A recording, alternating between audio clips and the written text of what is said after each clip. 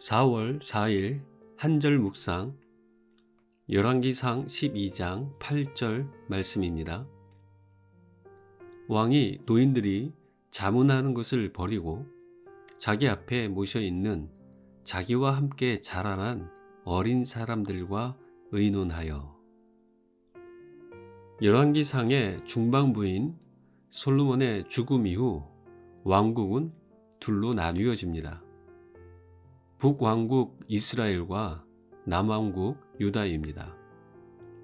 분열된 이 두 나라는 오랜 시간 동안 서로에게 부정적인 영향을 끼치며 함께 공존하다가 결국 한 나라는 강대국의 횡포 속에 뿔뿔이 흩어지고 다른 나라는 거대한 제국의 포로로 끌려가게 될 것입니다.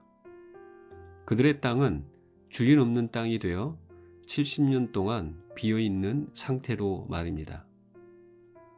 미래의 이러한 역사를 알 수 없는 상태.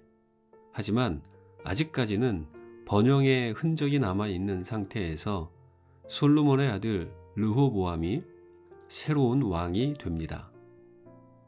새로운 왕을 향하여 백성들은 자신들에게 부과된 고역과 무거운 멍에를 가볍게 해달라고 청원합니다.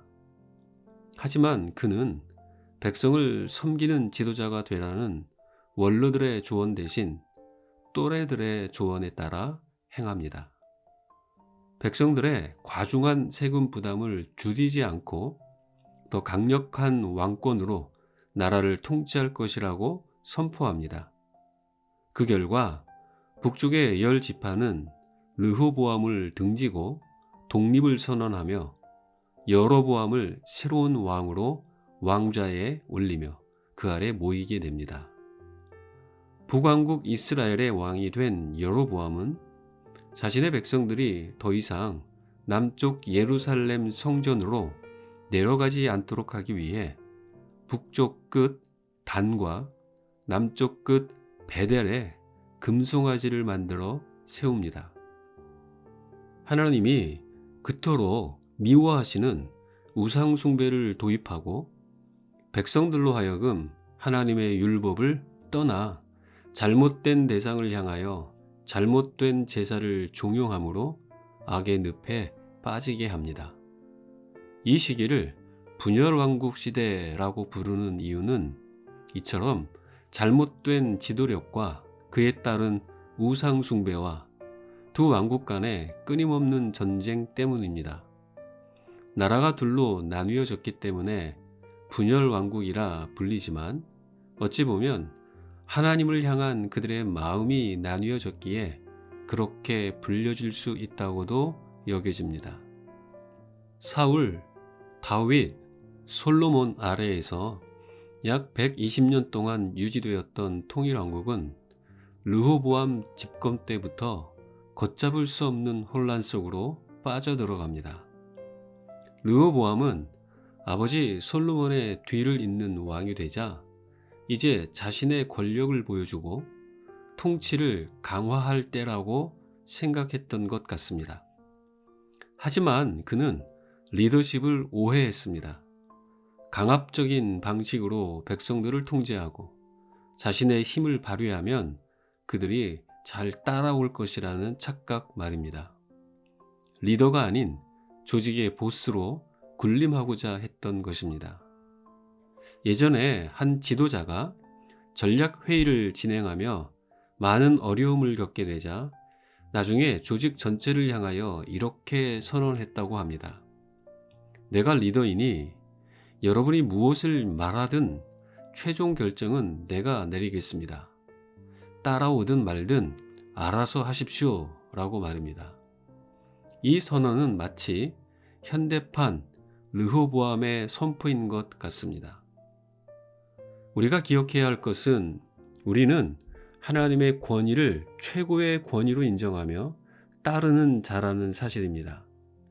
우리는 하나님이 주신 권위를 사용할 때 우리 자신이 예수님을 따르는 자라는 사실을 기억해야 합니다.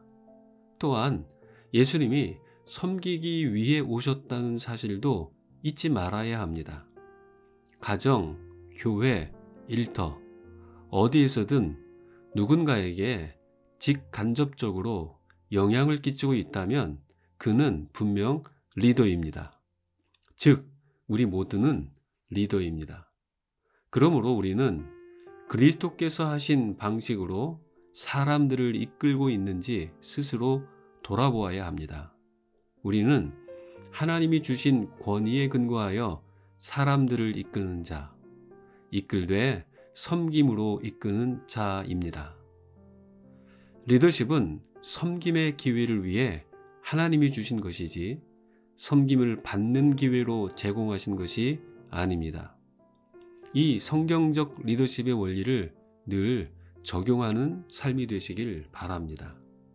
또한 나라가 둘로 나누어진 후 북왕국의 여로보암이 금송아지 우상 숭배로 그의 왕국을 뒤덮을 때 통치 초기였던 남왕국의 르호보암은 그래도 하나님께 제사드리며 다윗과 솔로몬의 길로 행했습니다. 역대하 11장에 나오는 것처럼 여로보암의 횡포에 저항하며 하나님께만 온전히 제사하길 원하는 사람들이 레위인과 함께 예루살렘에 이르고 르호보암의 편에 섬으로써 이루어진 일이기도 합니다. 하나님이 르호보암에게 그러한 신실한 사람들을 붙여주신 것은 은혜이자 기회입니다. 만약 르호보암이 그러한 경건한 사람들과 함께 경건한 흐름을 계속 따라 삶을 이어갔다면 그의 생애와 나라는 매우 달라졌을 것입니다. 하나님만 섬기며 예배하는 경건한 사람들과 함께 한다는 것은 큰 복입니다. 하나님이 그러한 사람을 붙여주시는 것이 큰 은혜요, 기회임을 잊지 마시기 바랍니다.